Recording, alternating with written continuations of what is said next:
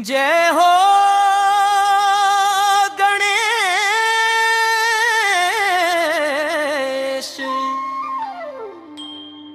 गांव गली मगूंजे संदेश।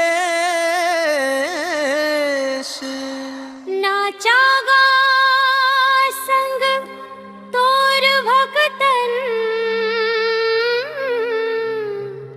मन में बरसत पागन रस।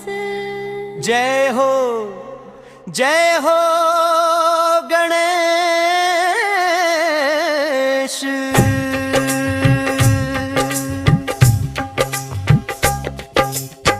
आज के दिन भक्तन के भरी भीड़, हर घर अंगना सजत रहीस। गौरा पार्वती के राज दूल्हा मन में बस गे सबों के निशान।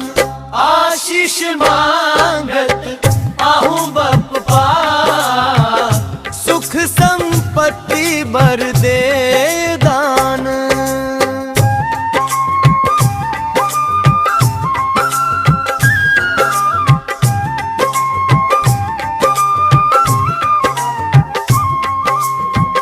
फूल चिरैया जैसन झरत हवे, पप्पा आइव सब मन लोर। गुनगुनात हवे माया के सुरता, हर बात महावे भरोसा मोर। कोर कोर माँ बप्पा बसे है, भक्ति के उमंग जगात थोर। आशीष मांगत आहू बप्पा, सुख संपत्ति बर दे दान।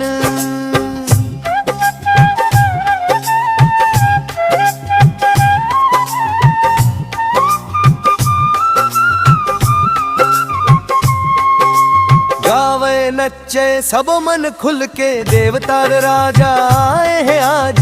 मोर पनिहायत रहे हंसत, बप्पा बर चढ़ा के धूप काज।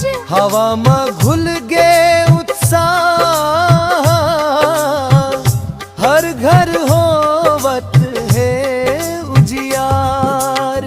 आशीष मां